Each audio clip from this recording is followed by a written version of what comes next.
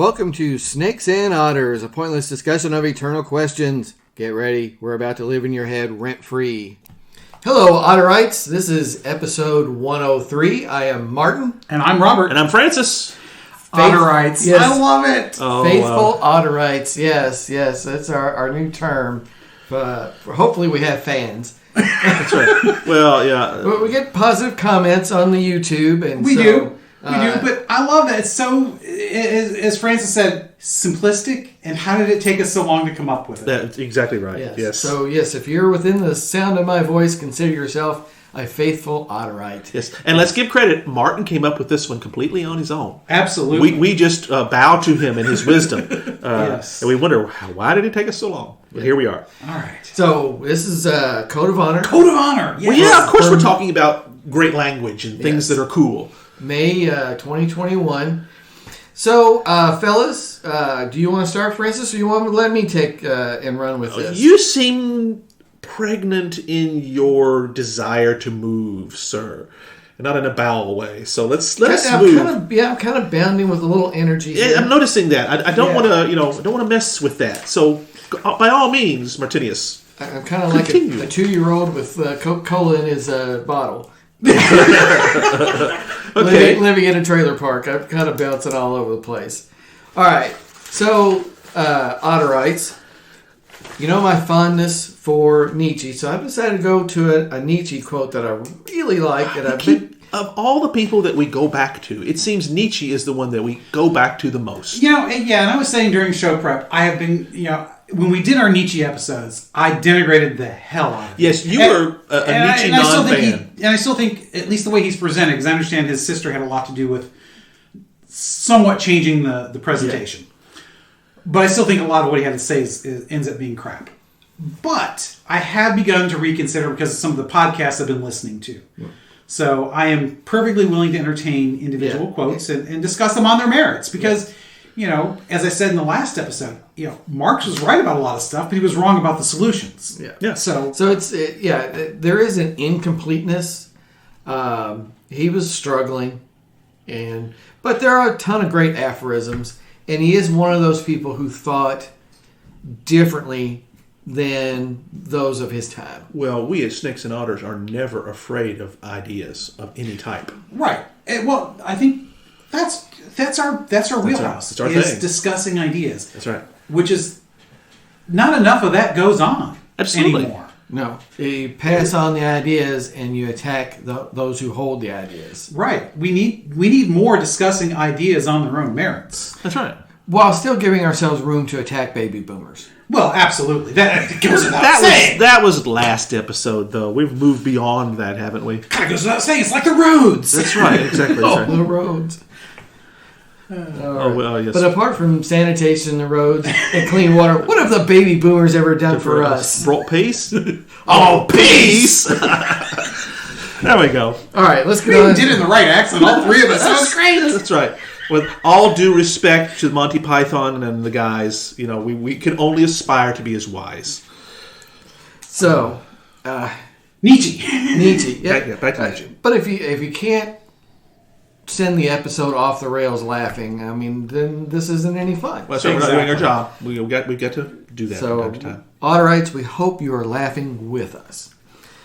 But this is my Nietzsche for this month, and again, this is one that I kind of kept in my back pocket, and it pops into my head every so often, especially with these guys when they're really on it.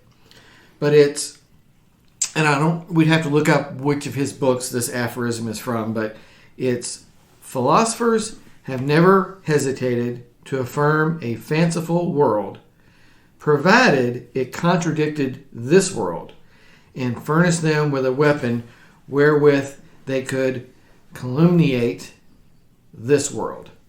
And yes, we had to look up how to pronounce calumniate. Yes, as in calumny. That's the word it is. I gotta say, I love we're starting off with a nice, $10 word like calumniate. That's right. Calumniate. But we went round and round until we looked it up to find out exactly what it was. But that's a great word, though, because it really is. I think it captures the essence of what he's talking about. It's so a well phrased word Oh, man, it just doesn't get any better than that, guys. And that's what Code of Honor is all about. Is that well-phrased whatever it is that we're talking about. And Nietzsche will give his stock keeps going up and up. I know, Robert, he was in the tank for you to begin with. Well, I'm still probably not going to come out as a huge fan. Yeah. But like I said, I'm willing to reconsider. So Francis is waving his hand in front of his face. The dog just left, and apparently he let loose a stinker before he went. Well, I wasn't going to say anything, guys, but yeah. Well, if you hadn't done this with your hand, it wouldn't have cracked me up. But I'm sorry, my eyes are watering, and I'm not sure if you had wallpaper, it would be peeling. Oh, my goodness. I might want to re-examine what you've been feeding that dude, man. It's dry food, although he did have some bones from Mark Feed's store last night.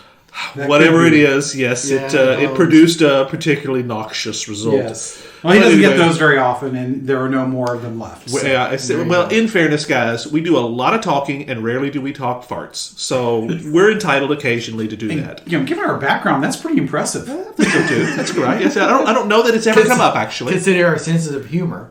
Well, yeah, that's a better way to put it. Well, fart jokes are always funny, folks. They always are. They always have been. They always will be. As long as you're not the butt of the joke. Oh, he's on fire. He's hot. Oh, yes, he's just kicking it down.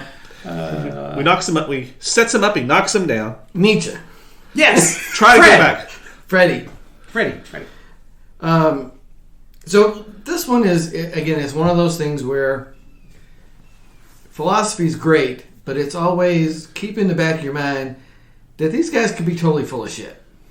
Absolutely. Because there may be something they're trying to do that you're seeking an explanation of this world, but their answer may be this world's horrible and there's another world out there, and it's a weapon by which I can denigrate your experience. Well, there may not be another world necessarily, and Christopher Hitchens would fall into that one. He says there's not. That's... Same dance, different tune. But you know what? That's the difference between modern philosophers and philosophers from the Enlightenment, or really even prior to that, through the end of the 19th century. One was a quest for whatever version of utopia that they were after. Right. Now, philosophy seems all about tearing down everything, not providing different alternatives. So we've descended into nihilism? I think postmodern philosophy is a lot essentially of that. Yeah, okay. Because when you think about it, it's a very neo-Marxist, there's a very large neo-Marxist bent to it. Right. But it's not all about Marxism. Right. And I think a lot of that is just tearing things down without providing an alternative. Yeah, well, it's easier to destroy than to create. We know that. Spock told us that. So in many ways, I think what you were talking about with Hitchens, that's just, I think, a great illustration of the difference between pre-modern philosophy and modern and postmodern philosophy. Interesting. Yet at the same time, they still like to calumniate. Yeah, you're you're just loving that word, aren't you? You're going to say this off your skin. World, but we're humans. We built this world, and we can build it any which way we want. So it's like, yeah, but that's just an indictment of ourselves. I don't get it. It's what's kind of like they said in the movie. Why don't we talk about something positive here? That humans do good things. So you're talking about Thumper and Bambi. If you can't say something good, don't say anything at all. In a way, that's that kind of folk wisdom escapes the philosopher. Yeah. Why do you have to tear it down? Because there's a presumption here that that's the intention. And that's kind of the sole intention or the main intention. And then that's what Nietzsche's saying is you're making up a fanciful world to tear down this world. But why tear down this world? You're attacking ourselves. This world wasn't made by aliens, it's made by us. Well, I think those who went before us maybe is what they're trying to tear down. Yeah. Well, yeah. Which gets into that. I'd say certainly by the time you get to Nietzsche, you are well on your way to the modern aspects. Prior to maybe 18th century and before, you're more of the, hey, this is the utopia we're searching for. Maybe the 19th century is that turn into the modern nihilistic, angsty, everything is crap, let's destroy it all kind of a thing. Yeah. So I understand what you're saying, but I think when you're looking at, again, different kinds of philosophy. Yeah. So when you're thinking about what Nietzsche's talking about, I think you're looking at probably, especially given where he's from, you're probably looking at Marx and Hegel. You're probably talking about guys like him. Right. Then, and they're talking about a cultural philosophy, which is not entirely different from guys who went before. Because when you think about those who we're talking about Hobbes, Mills, Voltaire. That's a more broad societal. Although Voltaire is very, very much about individual liberty, but still in the context of the greater whole, for the good of the whole. And I think when you start talking about how things could be better, I think inherently you're going to come up with if this is better, that automatically means something is bad about now, or at least worse. You're exactly right about that, because there was a sea change, and Hobbes is a great example, because he's basically taking, there's lots of political systems that we can choose, but this one, the Leviathan, the enlightened despot, is the good one, and here's why. Whereas guys like post-Nietzsche or Hitchens or whatever, it's about nothing's good, everything's bad. And I think that's the difference here in many ways, what you're talking about. It's what Nietzsche's talking about, I think. Right, and again, my attraction to that quote then is the way of understanding, don't go too far with anybody. There's two sides. Often there's more than two. Yeah, it's kind of one of those things like Val Kilmer in Tombstone as Doc Holliday. That's what I love about you, White. You talk yourself into anything. Well, a lot of folks got that feeling, I can tell you. So it means, okay, don't buy into anything too far. They're just using that as a weapon to tear down the now and build something in their image. That could be garbage. Yeah. Well, that's you get Manson. We talked about it in the last episode. That's exactly what he's doing. Is tearing down everything so he can place, in his case, himself as the preeminent. So he would be place. very Hobbesian. Yeah, very much so. Because he would be the enlightened despot there. Correct. That's right. Well, all cult small scale. All cult leaders essentially are. Yeah. David Koresh. Whoever you want to put in that place. Jim Jones. They're all that. Even some of the more recent one, the NXIVM cult and things like that, which I've been watching some of the documentaries on that. What was the one? It was Southern California, or Arizona, and they were waiting for the spaceship to come back. That was Heaven's Gate. Heaven's Gate. That's correct. Yes, that's right. Yeah. It was in the tail, hidden by the tail of the comet. Yes, that's what it was. Yeah. Was it Halley's Comet? Yes. Yeah, exactly. And Hale-Bopp. Hale-Bopp. That's right. Hale-Bopp Comet. Hale-Bopp.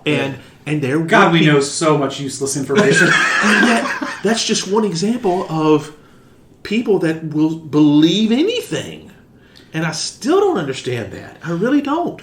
Well, I get the fact that their leaders figure this out and play upon it. That's a predatory instinct. I get that. I don't get how they are so weak-minded to use. Again, I keep going back to what I said in the last episode, and I don't mean to pummel the expired equine too much about this, but pummel it, brother. Pummel it. The affluent society sows the seeds of its own destruction because you have too much time to think about stupid stuff. Why you're unhappy. About why you're unhappy. And you're not really unhappy, but in many ways we are hardwired to be unhappy in the sense that we're always looking for something to overcome. Okay? That's part and parcel, I think, of being human. Yeah. Is we're looking for something to overcome. It keeps us alive. But if you are so right, it's a at a gut level, it's an instinctual thing that keeps you safe from the predators. Right, yeah. Because everybody's prey to something. Now, That's granted, right. Sometimes it's us. sometimes it's each other. But if you are so affluent that you have conquered all the things that can eat you, Yeah. and that you don't have to worry so much about where your next meal is coming from, what do? You turn in on yourself. Yeah. You have to find something to be wary of. Yes. To heighten your senses about. Well, yes, and I think that fuels modern, or really at any time, but I think that fuels the current climate of everything being so wrong and trying to throw everything out. Yeah. Even though not recognizing, as you have said, Martin, that everything is a progression. There's history is a thread. Even progress is a thread. Because again, progress implies you're on a journey. Yeah. Yes. And you're going from point A to point B.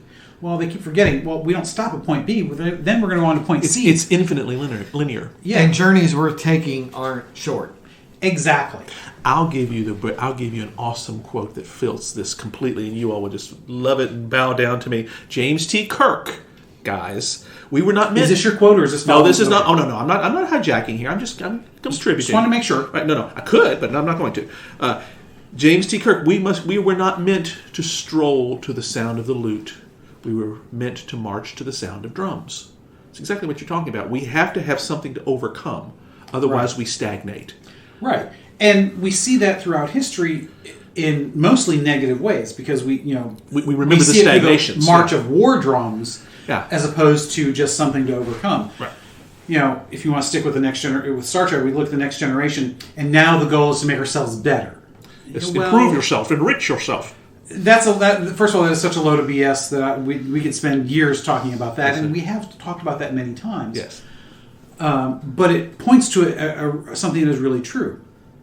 We do need to have something to overcome, to struggle against, because that's natural. Right. Every living thing struggles. I told you guys I'm reading a lot of philosophy, a lot of Jordan Peterson, listening to his stuff. His thing is life is suffering. Now, from a Christian and a Catholic perspective, we would interpret suffering a little differently. Mm-hmm. But because I think of suffering, I think of real big suffering, like Christ on the cross suffering, not just. But he means suffering as in everything is a struggle. Mm-hmm. Yeah. In one way or another. Right. Life is not fair. Right. Because you have to work for everything. That's right. And that's, I think, what he means. So, And when you get to the point where you resent that by your nature, you've devolved into something that we're not meant to be. right. So, when you get to be, again, when culture gets to be so affluent that all you can do is turn in on yourself, that's how you end up with what Nietzsche's talking about, I think. Yeah. Cool. Very good, guys. I like it. Francis, let's give us turn it over to something. you, man. Give us something and we can go for hours if we need to. That's why I love these Code of Honor episodes. Mine's a little different, but it's one of our favorite individuals in history, Marcus Aurelius. We all love him. The real Marcus Aurelius as opposed to our friend Marcus Aurelius. That's correct. Yes, sir. The historical Roman Emperor Marcus Aurelius himself, played by Richard Harris in Gladiator, because, that's one of our favorite movies. We're going to have to say that. But as you know, he wrote, one of the amazing historical texts on all sorts of things. Yes. Great philosopher in his own right. Very much so. The concept of philosopher king, it's kind of referring to him. And anyway, but we're not getting into a bio of him. We might do an episode on him. He would be a good historical figure. He'd be a good historical figure to play with. But he wrote down so much, and a lot of that, and it's all survived. And so there's enormous, beautiful quotations of him. This one here, and I'm jumping back to something that we've talked about recently, Robert, that you've really hit on, but we all have. And it's so perfect for what we're going to say. I'm just going to lay it out here. You have power over your mind, not outside events. Realize this, and you will find strength. Very like good. It's basically Very what you've said. You have 100% control over your reaction to anything. Yes. And you've said that many times, and it's exactly it. You have power over your mind, not outside events. And that is a deliberate dichotomy there. Right. It's a binary. And I will clarify that just a little bit. The way I've meant it, and I presume you mean the same way, is what you think, not necessarily what you feel. That's feelings come unbidden often. That is correct. That's But what you do about those feelings. Your reaction, yeah. And that's kind of what I'm reading into him when he says power over your own mind. That's presuming your reaction in some fashion. Yeah, yes. What you think about things, and because what you do about your them. reaction is 100%. You decide. Yes, it starts up here at the head. It starts at the decision process, and that's why I love that the imagery he's using. You have power over your own mind, but not outside events. And see, that's where the weak-minded again think that you should have power over outside events. And in many respects, it's a search for attempting to control an environment that is inherently uncontrollable. Life is hard, as we've just said. It can't not be. No matter how privileged you might be or lucky you might be, ultimately it is a struggle. And we've discovered too, and as a writer you all know this, if you don't have any conflict or struggle, the story's not worth writing. True. No. It's not interesting. It's not interesting. So ultimately, it's the struggle. But how we deal with it, where you will find strength, because like we were talking about with the people that follow cult leaders, they don't seem to have any of that. They have no power. They have complete power over their mind, but they don't think they do. They willingly... They abdicate. They abdicate it. Exactly. Yeah. They willingly abdicate that to someone else. And I still don't understand that. I'm trying just hard to understand why we would do that. all of your critical thinking skills. Why would you want to?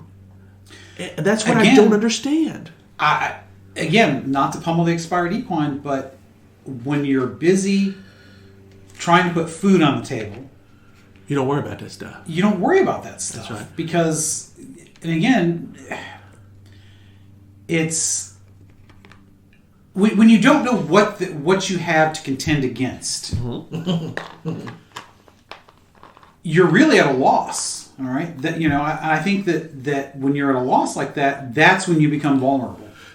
Well, you raise a good point, because the predators, like the David Koresh's or all these other people, Jim Jones, whatever, they deliberately seek out those weak-minded people, but they don't seek out the weak-minded poor people. It's the weak-minded people that have something they can take. Right. Because not only do they have something they can take, but they also don't know what to do with it. Well, that's right. You know? Exactly. You've heard the old saying, that person's got way more money than sense. Yes. That's exactly what those predators like. Or as a lawyer will tell you, you don't sue poor people. Well, that's right. It's the same thing. That's kind of what we're talking about. Yeah. So yeah, that's. I think that by not having something to contend with, it opens us up to not just the evils of the world, but the evils we can do to ourselves. Which is probably worse, because evils of the world can be random, They can. whereas evils from ourselves rarely are. Well, they can be random too, but they're more deliberate. Yeah. In the sense that we do them to ourselves, or we allow them to be done to us. Because I think a lot of the evils that come from that are what we allow to happen. Well, the cult is the perfect example. The cult is the perfect example. When we are at a loss for what to contend against, and we are rudderless, for lack of a better term. Yeah, rudderless. Yeah, I like that. I think that it's easy for somebody to come along and say, follow me. And once you start following somebody, and again, this is for the wrong reason, because there's for no reason, right? Uh-huh. You're following because you don't know what else to do, as opposed to, I'm following because I believe in something. That's right. This touched me. This transformed me. Right. Which there's an underlying reason for that. Yes. That's beyond Whereas the person. in a cult, or when these other things, these other kind of things we're talking about, whether it be, what happens after Woodstock to whatever, you assign meaning after the fact. Right. And in a way to justify having abdicated your personal power. Ooh, that's very, very good. He's good. There's a reason he's He's the good. hammer, Yeah, he's That's good. right. He's good. But that's He's good. that's right. He's good. That's a good spot to pause for a moment.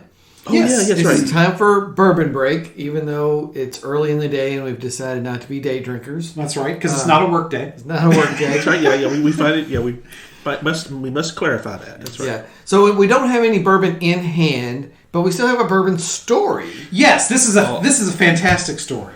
Okay, I'm glad you guys liked this, because it's mine. It's as you know, whenever we go to each other's homes, when we record, we do it at one of our 3 studios, wherever we each live, and we all have our own stash of bourbon that we have there. Well, in the new Baxter building where I'm at, I have my bourbon upstairs in our studio.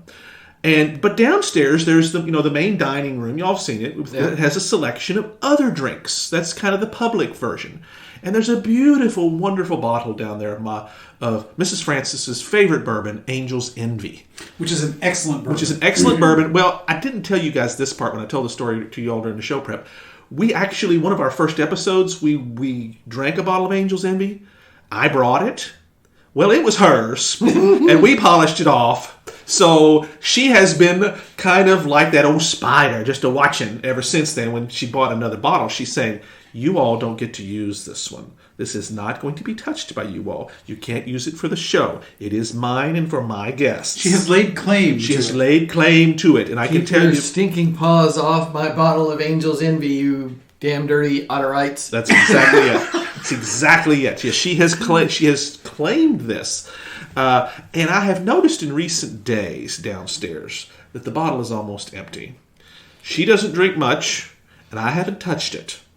So I have discovered that it's either blame my son and his friends, which I'm loath to do, or the better solution is blame her three brothers when they were over. And that's the I story. think that's where we're going to land. Yeah, I think That's we where go with the we're going. brothers-in-law. That's yeah. exactly right. Yeah, because she knows. That's right. That's our story, and we're sticking to it. Well, I bought a Mrs. cheap Francis. bottle of bourbon and poured it into a nice crystal decanter so they think it's the nice stuff. And that's kind of like the bait for them when they come So over. that's the early times. Well, actually, it's old granddad, but yes, same type thing. Same, yeah, it's on the same shelf. That's right. That's supposed to be, the lost leader. That's what they're supposed to drink up on, guys. And if you put your Angel's Envies out where they can get at it, sweetheart, They will drink it. Then it ain't my fault because That's I'm right. not going to do that. So, Well, it is for her and her guests. So It is- it's correct, her but- brothers would count as her guests. well, yeah, but she trust me, she knows. She knows. She's already there. She recognizes it's always put out the other bourbon, not the good stuff. We've been known to hide it up in our closets before if we had a really nice bottle. I mean, when I had the Basil Hayden around first open, she makes, "Get that upstairs. You won't have any of it left." Yeah, and Basil Hayden is an excellent bourbon and a little bit pricey, not high correct. price, but it's Because a little more, her brothers can sniff the dang gone thing out like it's a fox. And we're not saying your brothers-in-law are alcoholics or No, anything like no, that. we're not. But they are experienced drinkers. Very well phrased, sir. I honor you with that. That's that way of phrasing it. That's correct. Veterans at the Yes. the glass and ice and Indeed. the distilled spirits. Very much so. Yes. Yes. All right, so that's cool. Bourbon break. And anything else, guys, before we plow ahead? Yeah, just a reminder that you can Otterites. You can find us at www.snakesandotters.com, and of course we're on all the major platforms and YouTube, Apple Podcasts, and You name it, we're there. Podbean, Yeah. and Stitcher, and Spotify, and blah blah blah, all that kind of stuff. Twitter, we're at Snakes and Otters Podcast. That's right. And Instagram. Snakes and Otters or Snakes and Otters Podcast. Snakes and Otters. Snakes and Otters. Yep. We were a little inconsistent with our naming, but search for Snakes and Otters and you'll find us. Absolutely. Yeah. There's not going to be a whole lot of those out there. Well, that's why we chose the name. It's been Yes. very, very successful in that aspect. So, yes. And send us an email. Robert at snakesandotters.com, Martin at snakesandotters.com, and Francis at snakesandotters.com. Yeah. Always find us New there. content every week on the website. All right. Martin is excellent at posting something on Martin Monday. I actually got a Wabbit Wednesday in I this was very week that we are impressed. recording. Very impressed. Yes. Which is the first time in many months. Yeah. That's all right. Francis has been a little bit short with his Francis Fridays, but it's been a busy couple of weeks. It has. Well, I mean, I only missed, I think, one. Two. No, two. That's right. Two. Because I didn't do one yesterday, and before on Good Friday I didn't do one. But as a Good general, Friday is a little hard to do for us. it is. But as a general rule, I try to get something out there, and I've got a file of list of stuff, so it's not going to have to come up with something out of the blue. Yeah. Right. It's often off the cuff, but hey, it's content. It relates to the episodes, and it helps expand the media empire that That's is right. Snakes and Otters. That's right. That's right. One podcast to rule them all. Oh, how token of you, sir. Yes, we're loving It's that. okay, we got this Chinese menu pop culture references here. We got a little right. column A of Monty Python, a little column B of Snakes and Otters and Lord of the Rings and everything. We can We'll do it track- all. yeah, we can do Full it all. service podcast. That's we are, right. gentlemen. Yes. All right, so I guess it's up to Hammer time. Robertus Malleus That's right. to take us home. So, I don't have my puffy pants on, but go for it. all That's right. right. So this one kind of, I call this fortuitous because, I have my list of quotes that I like to go Right. through. And kind of by accident, it was on this particular spot we started talking about both of your quotes. So before we do mine, so you guys repeat your quotes so we kind of make sure everybody's on the same page here. Okay. So, let me get the text of mine going again so here. this is Nietzsche. This is Nietzsche. This is Philosophers have never hesitated to affirm a fanciful world, provided it contradicted this world and furnished them with a weapon wherewith they could calumniate this world. We're still struggling with the calumniate, but we're getting there. Yes. I got it. That's good. Yeah, Right. you did fine. You did good. Which essentially stop tearing things down and build something up instead. Yes. What was your point about Yes, it, right? and goes right back to one of my first ones. It's one thing to burn down the shit house; it's another to install plumbing. Exactly. So you that's see, it's fair. both sides of that. Oh my coin. God, that is the best layman's explanation of that quote that you can that's think of. exactly right. Yeah, right. that's fantastic. Oh, way to go, brother. That's way right, to go. That's right. Mine was from Marcus Aurelius. You have power over your mind, not outside events. Realize this, and you will find strength. Right. So basically, how you respond to things, how you act, Yeah. is up to you, That's right. as opposed to and gives you strength, Right. Inner strength. yeah. That's where your power, your real power comes from. Is In how fact, you choose it's- to act. Right, and in many respects, and this is me reading into it, that's your only power.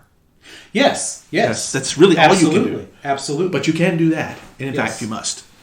The core of human will. Yeah, that's Yeah. right. All right. So this quote is from a man named Joshua Marine, and essentially, I think it's exactly what we've been talking about.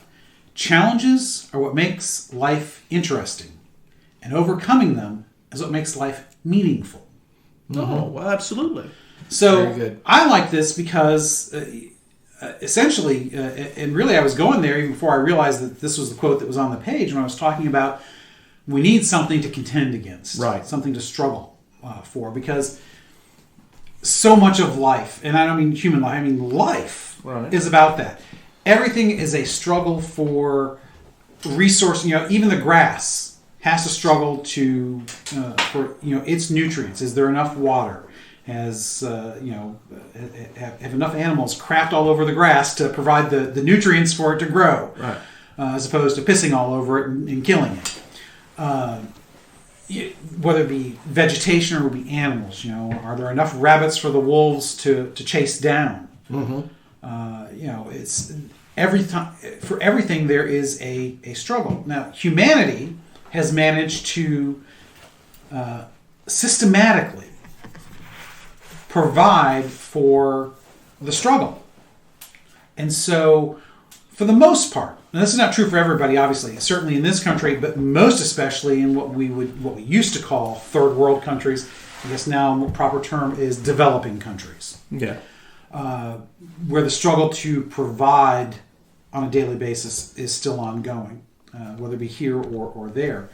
But those challenges, to me, for us, the challenge is an intellectual challenge. Right. Precisely because those physical challenges have largely been taken care of for us. We don't struggle in those areas for the most part. We've all been between jobs. Although, Martin, I think you have been constantly employed since college. No, there yes, actually. I thought there was a brief period there. Well, there was a period when I was about to be out. That's what I'm but thinking. That's what I'm I did remembering. manage to get my current job in the midst of that. Right, but you were expecting something that you I were have been able to. continuously employed without a break since May of 1984.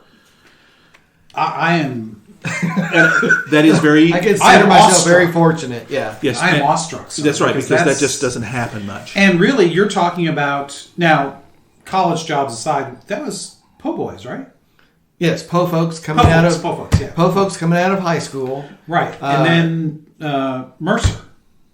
Kmart in between. Oh, came right in between. Okay. Yes. So, and there was one week where I worked at both po folks and Kmart, so I had overlap. Oh wow. And then, but I worked at po folks for I think 2.5 years, and Kmart for close to 2. Mm-hmm. And then yes, I got an internship with an insurance company, and that turned into a full-time job. And then I left that and got a job that would eventually go away. And then I was very fortunate that in the middle of that going away, while I was still employed, I got my current position. I'm remembering Right. the So there has transition. been no time where you have been eligible for unemployment, basically, as an adult, Nope. which is truly is astounding. It really is. It's very Because Francis and I have had many periods. Yeah, absolutely. Yeah, where that it's has been the very case. much so. Yeah, And, it really does make you appreciate having the physical struggles being taken care of. Because when you are not sure where your next meal is coming from, that's way more important than whether or not Nietzsche was an asshole. Very much so. Yes, you're exactly right. But you said something just a moment ago about the fact that we've solved so many of these life or death issues. That's not how you phrased it, but that's kind of how I've taken it. Wasn't that inevitable? No, I don't think it was inevitable. That we try, not that we. Not that we succeed, but of course we're going to do that. In fact, we can't not try. Well, that's the to fix whole. That. That's the matter of fact. The challenges I was talking about as far as the natural world, all of them are life or death struggles. Correct, and yet so many of them, because of the time and where we live, many of those have been overcome, at least potentially overcome. They are overcome on a personal level, right? In the sense that for the vast majority, even those who are among the poorest, 10 people living downtown aside, and those that are even just a few steps above that, for the most part, don't worry about those sorts of things. As a society, we've gotten really good at providing, even though we're not perfect at it. I still say we are moving in the right direction. Yeah. As a general rule, indoor plumbing is everywhere. Yes. As a general rule. Yes. The poor generally have air conditioning, which 30 years ago would not have been the case. Right. Running water. Hot and cold running water. That's right, yeah. Which 100 years ago would not have been the case. That's right. We've made a lot of progress. And those challenges have changed, at least for us. Some people, the challenge is just getting through the day. And I get that. I get where the challenge is more of a more personal nature, of a more immediate nature. Sometimes our challenges are physical. Sometimes they are mental in the sense that they're entirely how we have to either think about something or feel about how we think or feel about something and how we deal with that, whether it's valid or not. Sometimes, those of us that have challenges because we are mentally ill. I was going to say, yeah. And I recognize that is a valid challenge. Well, I think to deal with. I think that you're I don't want to skip over that too much because we've always had that, but because all these other physical things were out there, we were never able to realize that's what so many were facing. It's only now we've realized, oh my gosh, those people were always mentally ill in some degree, and it's a very broad way of looking at that. Right. And some are functionally so, and some are not. I think you might make the argument, and I'm not saying this is absolutely true in every case, that we have perhaps too broadly defined mentally ill in some ways. That's correct. And not broadly enough in other ways. Right, because it's still amorphous in many ways. I mean, you've got to have a medical diagnosis. Let's just say it's not really like having cancer.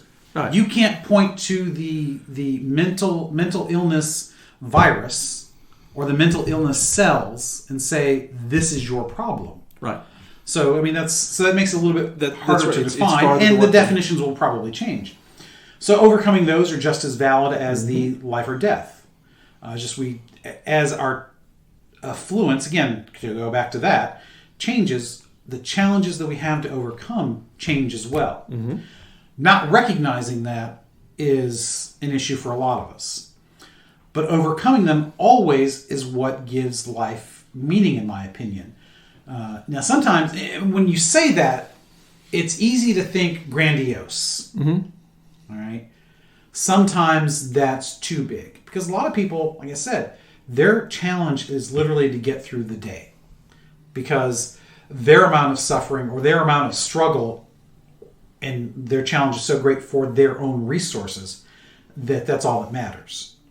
So I recognize that the challenges sometimes to me might be really small, but to that person might be earth-shattering. There's a relativistic the challenges are always relative. Yes.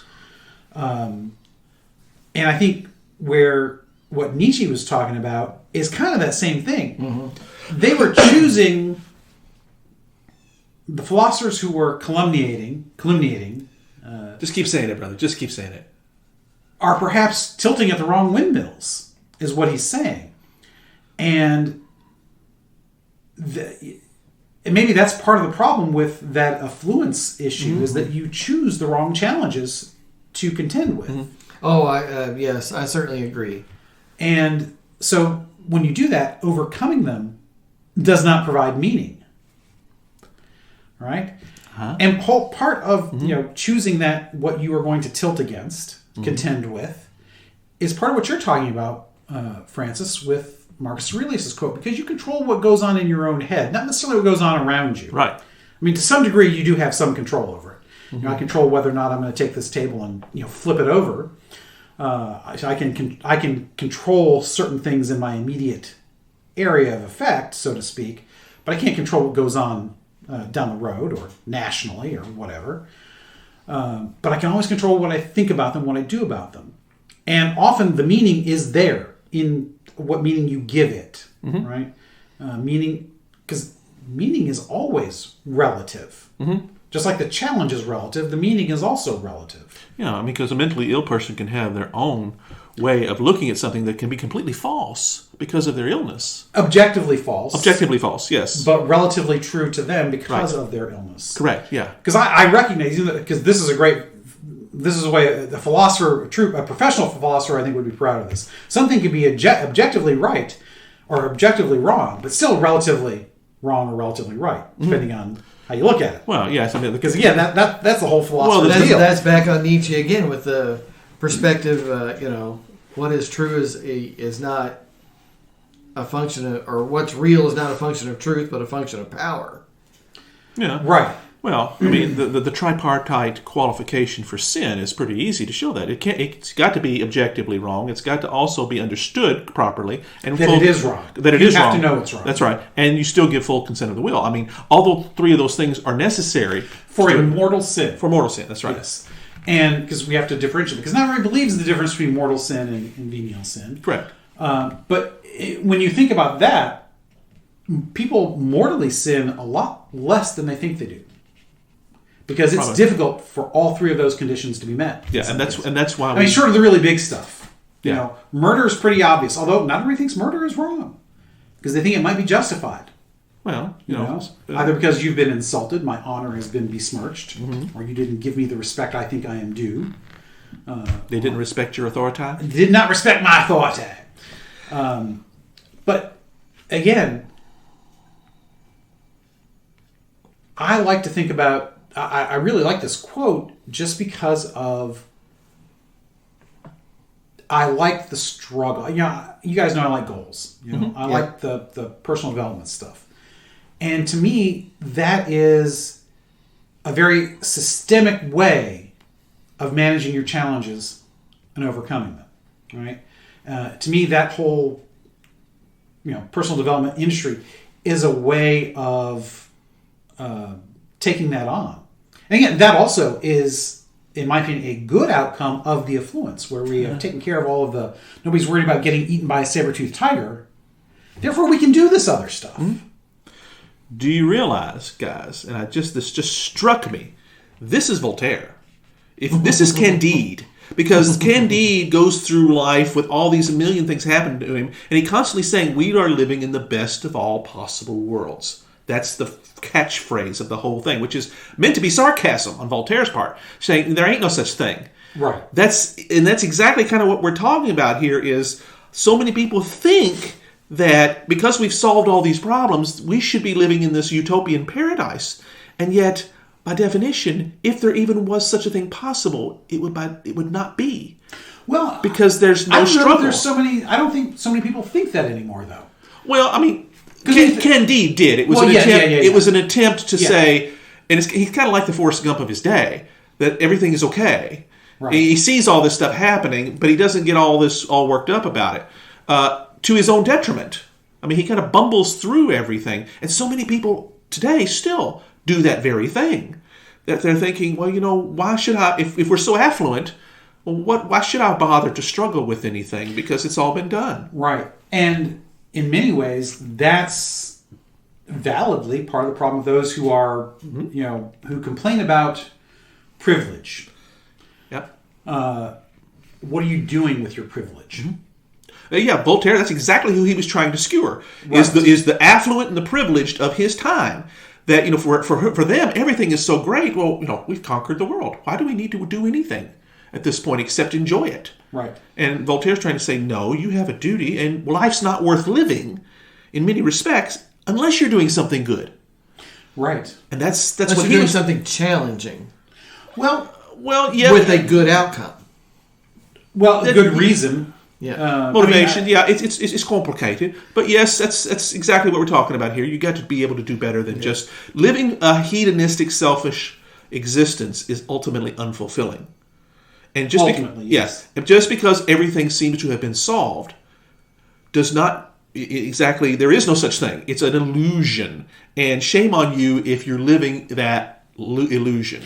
Right. Because you're choosing to if you are. And I think that's where the philosophers that Martin's quote talks about, where all they want to do is destroy things, comes around. And that's where I think where we see, whether it be in our last episode, the countercultural generation wanting to basically tear down everything that the parents have built, blow up everything the parents have or built. those who are today who want to tear down everything and change even the meaning of words, are looking at, it's kind of the symptoms of the same thing, in my opinion. You're seeing.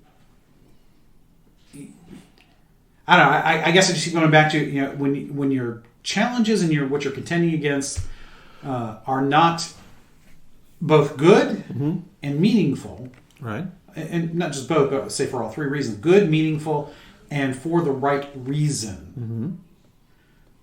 Then that's when we run into problems. Right. Because I think so many of the challenges we choose to take on don't meet one or more of those things. Yes. That's very well put. Yes, that's exactly right. I think we'll end there. This is a terrific meditation on the nature of what it means to be human, what it means to live a life. Well, yeah, we go to that a lot because in many respects it's the only subject worth pursuing anyway. What it means to live a life. Yeah. So, well, guys, I think we'll finish up. And Francis, what's next, man? We're going to talk about heroes. We're going to talk about people that you should know. I pushed for this one. Martin originally didn't want to do him, but I'm glad he got him around. We're going to do an author. I'm surprised we don't do more authors, to be honest. I was thinking about this. We don't do that many of them. But this is a guy we've all read and all enjoyed. He is like the guru of military history, folks. John Keegan, the late John Keegan. He's written many books. We've read many of them. We're going to talk about them. We're going to talk about why he's good, why he was revolutionary, and the wisdom that he brought for this very important, interesting subject. So be with us.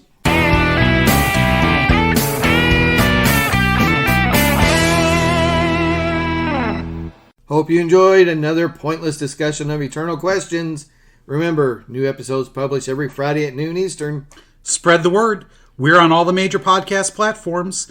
And leave us a comment or review because that helps others find us. We're on Instagram, Twitter, as well as our website, snakesandotters.com. I'm Martin. And I'm Robert. And I'm Francis. Join us next week. Same snake time, same otter channel.